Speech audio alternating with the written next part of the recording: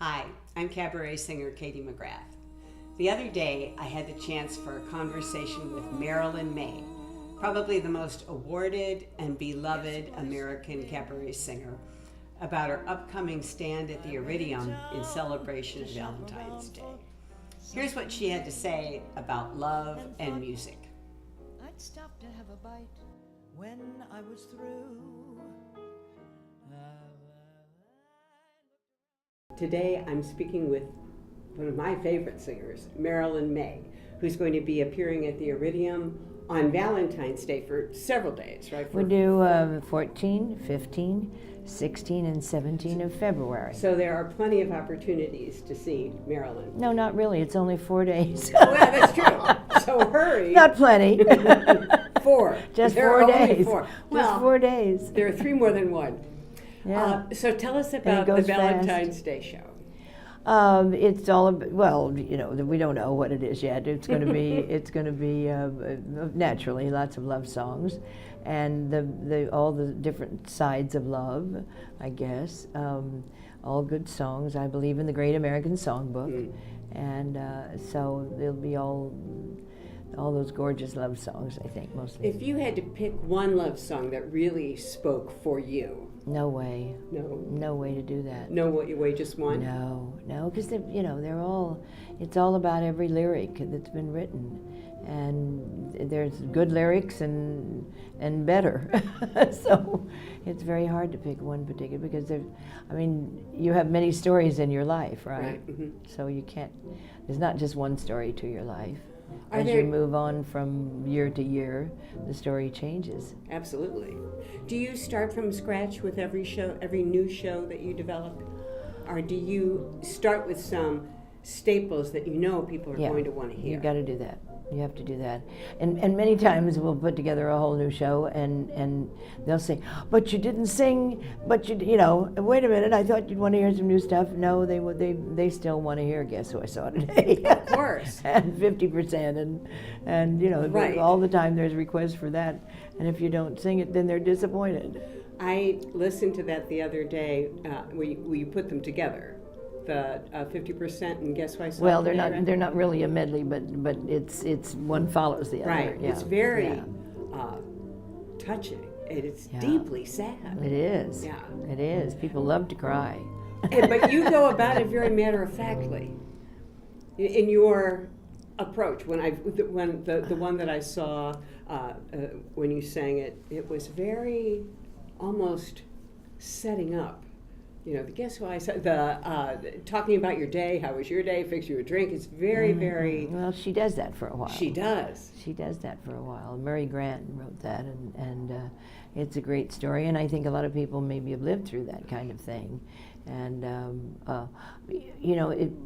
in my master class the other day, somebody said, "We love the fact that you let us feel our story when you're doing it. It's not about you. It's about us taking on those words."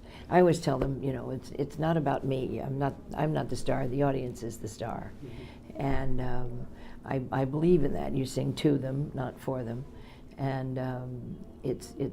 I had somebody recently singing, and they did this whole song, and you could tell that it was them living through these lyrics. Mm-hmm. And finally then I said, well, that was wonderful, but now tell us the story. So it's important that I think the audience comes to cry and laugh and identify with the lyrics, and that's what we try to feel have them something. do. Yeah.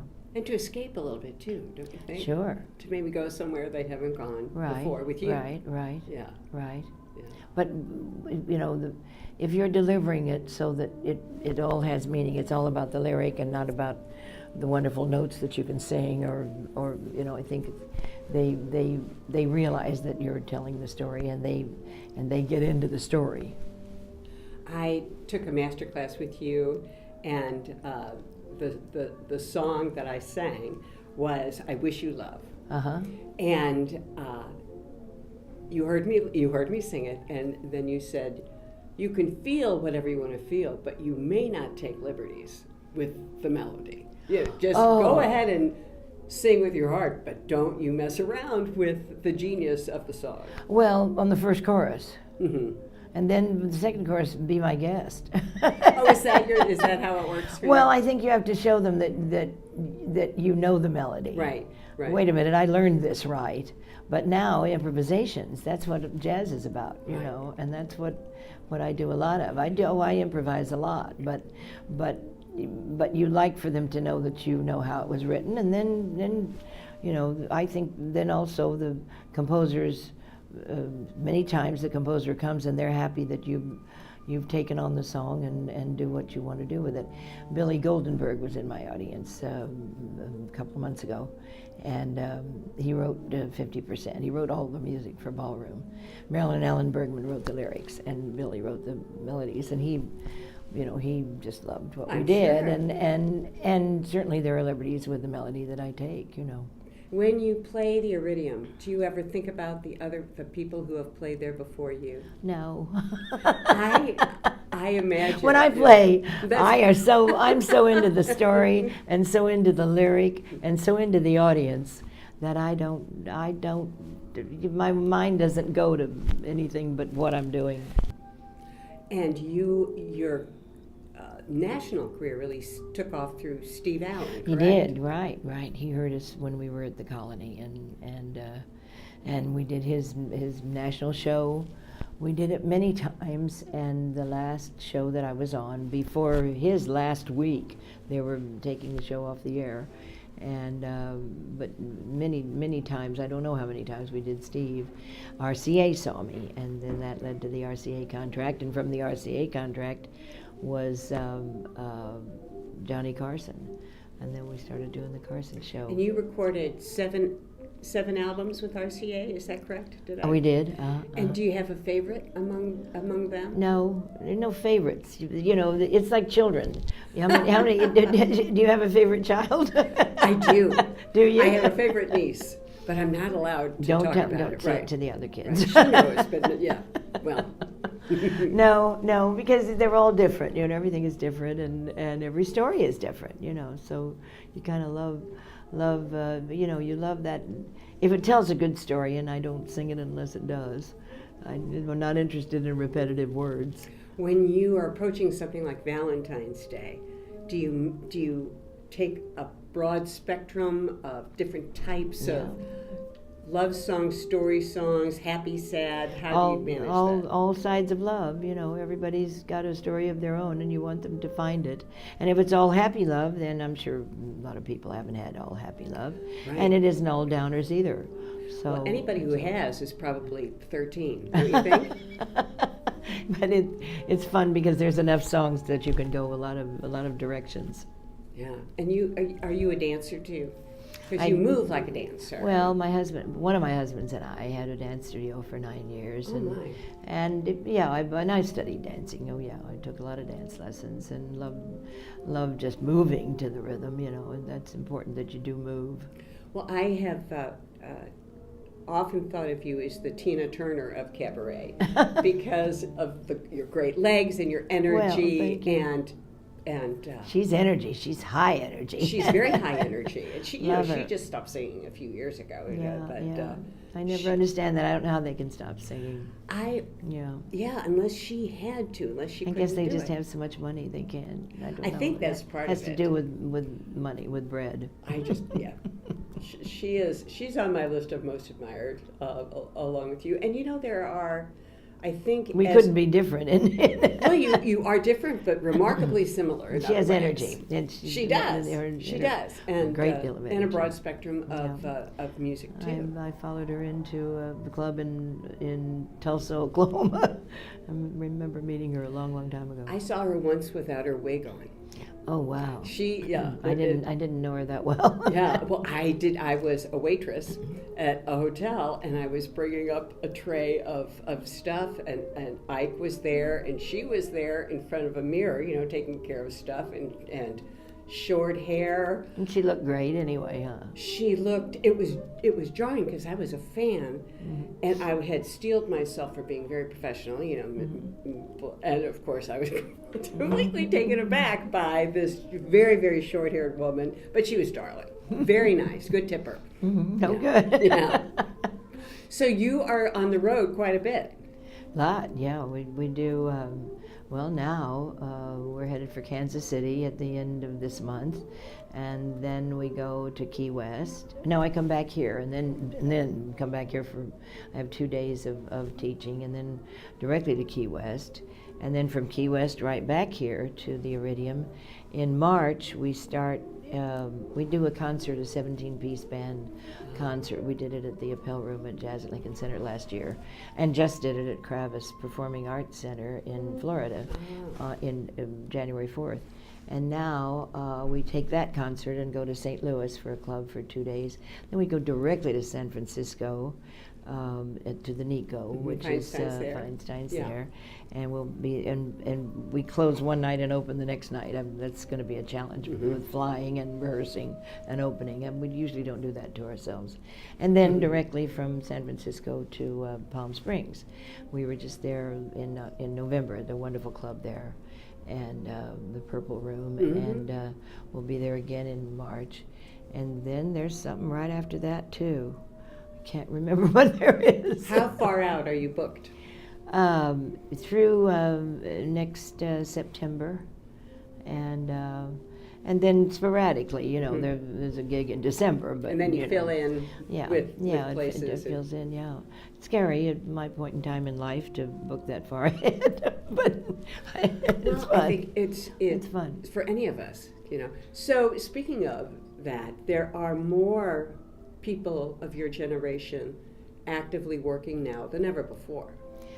Tony Bennett. Yeah, I don't think more. I don't think more. Well, that's what a study that I said when I was preparing to speak with you said. But a lot of people are gone. You know, it's too bad. Ella died too early, and Mel Torme certainly died too early, and Joe Stafford died too early. You know, it's wonderful that we've lived so long, but I think there's a very small group of us that have lived so long. But across the spectrum, of course, Tony Bennett is iconic in his longevity too, and actors, Sean Connery, Betty White, you know, Angela Lansbury. Yes. And who's the Downton Abbey?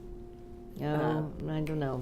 You'll fill in that Yes, blank. I will. Yeah. But anyway, do you think... But Angela, I sang for Angela's 90th birthday 2 years ago. She's been in my audience, and I love having her there.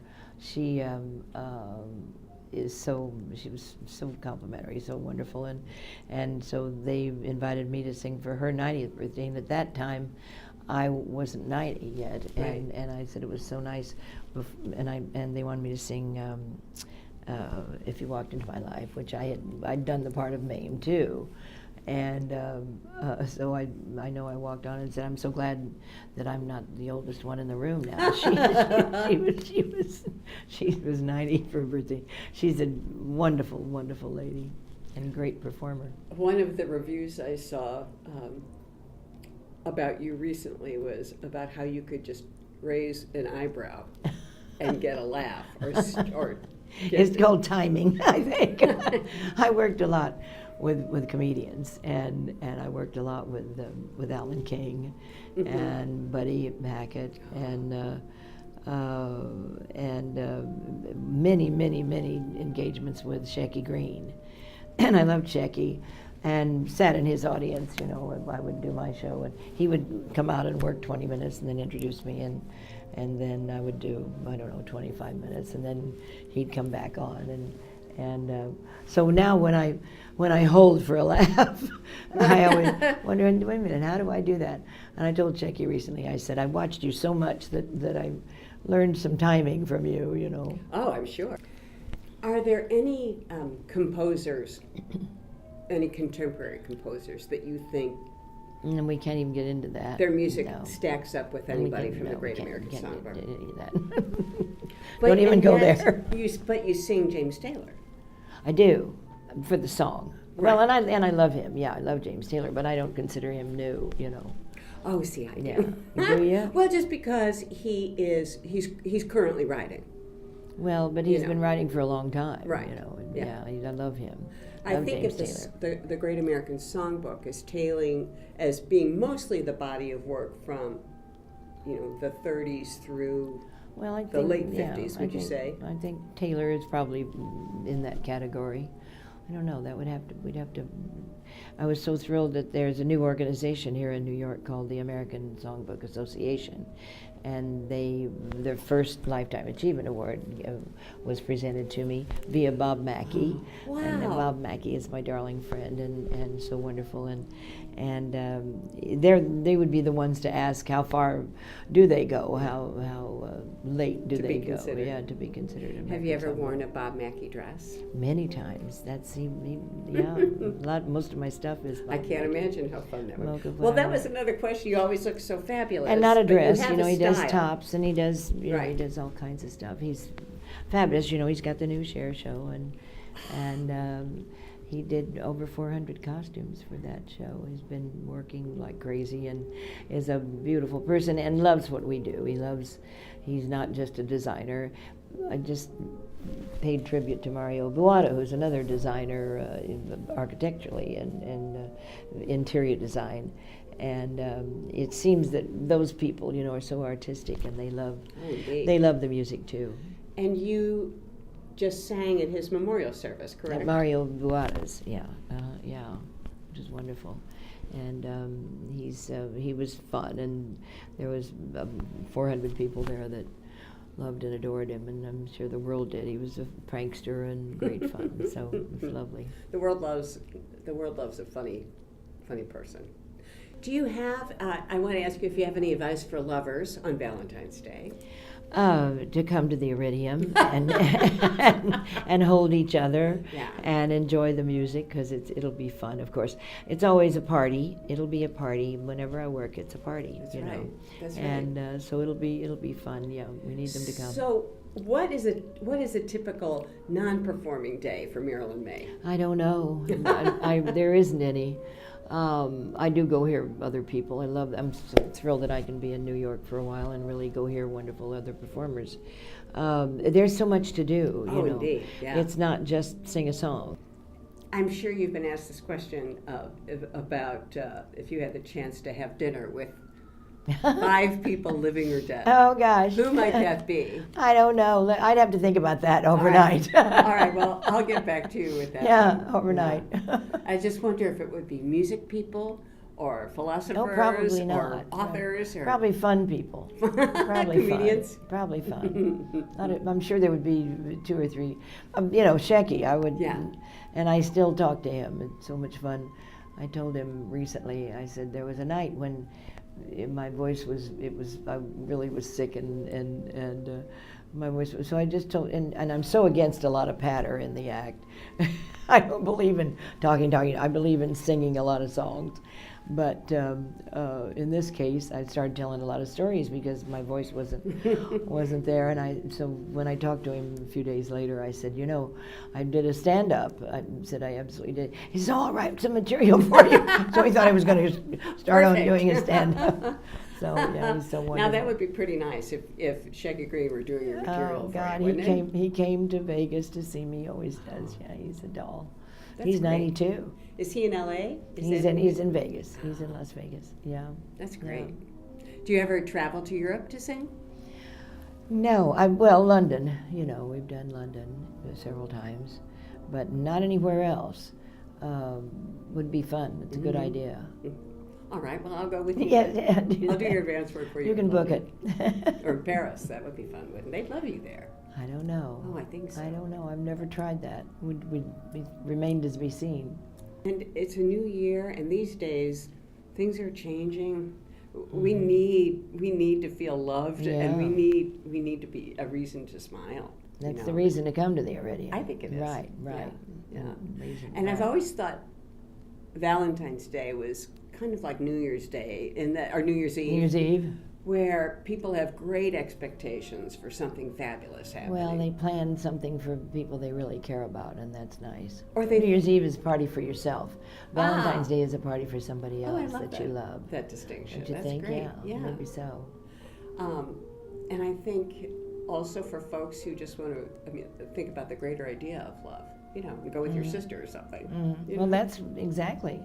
There's all sides. Yeah. Yeah, that's why it's so wonderful to work with that particular time. Although, you know, all year long you can come up with those same songs and they work.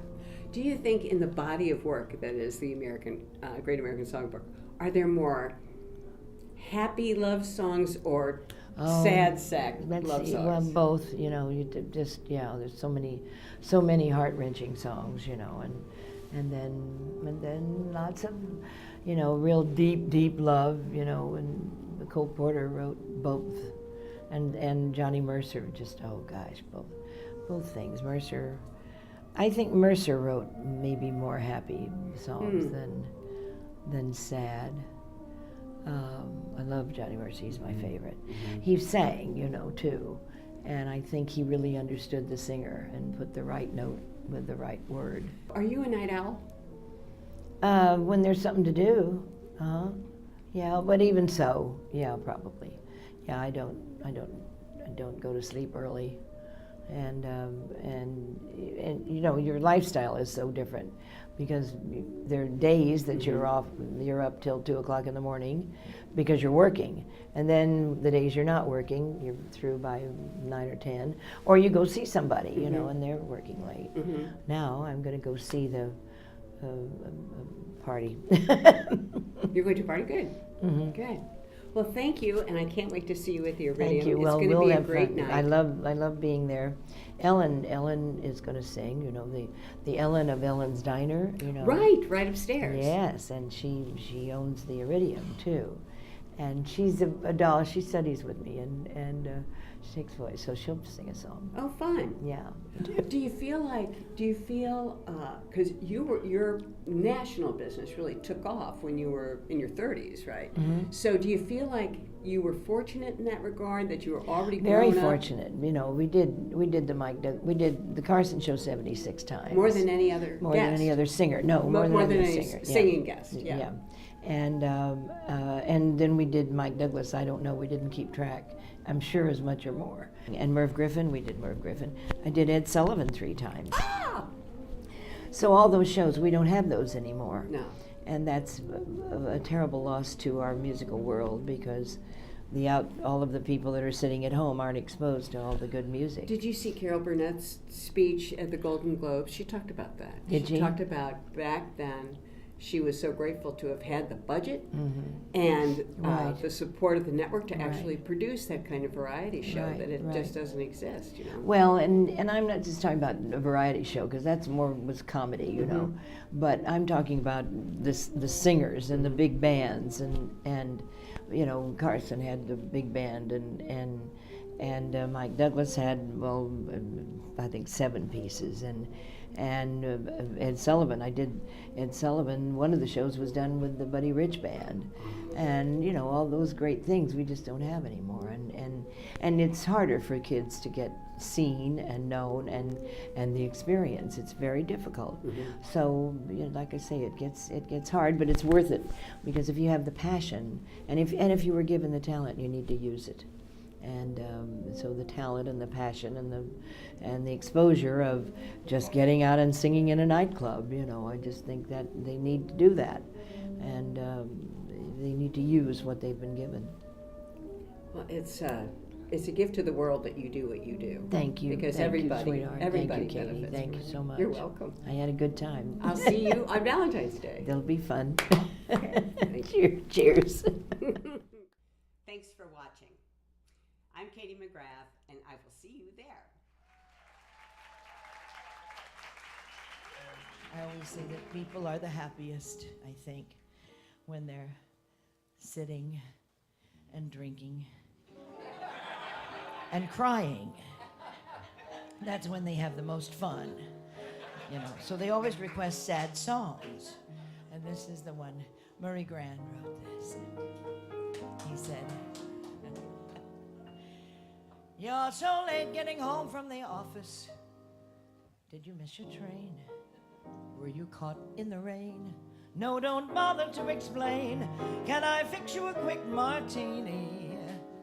As a matter of fact, I'll have one with you.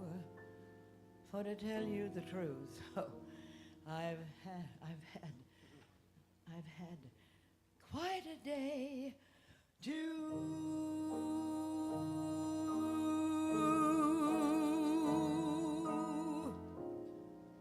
Guess who I saw today, my dear? I went in town to shop around for something new and thought I'd stop to have a bite when I was through. I looked around for some place new. Then it occurred to me where I had parked the car, there was the most attractive French cafe and bar. It really wasn't very far. The waiter showed me to a dark, secluded corner. And as my eyes became accustomed to the gloom, I saw two people at the bar who were so much in love. Even I could spot it clear across the room. Guess who I saw today, my dear? I've never been so shocked before. I headed blindly to the door. They didn't see me passing through. Guess who I saw today? Guess who I saw today? Guess who I saw today?